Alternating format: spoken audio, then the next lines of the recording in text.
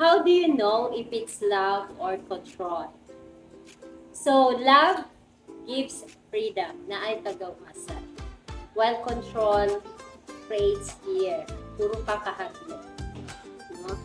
And also, love supports growth. While control isolates you. No? Dinalayo ka sa mga friends, sa mga amiga.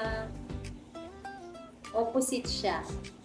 Also, love, no, ang gugma nagapaminaw. While ang pagkontrolar, gina-shutdown ka. Hindi ka So, kung constantly ka nagkakahadlok, puno ka o ka nagkahadlok at all times, it is not love anymore. No? And with this, these are red flags actually. These are not drama. And these are warnings.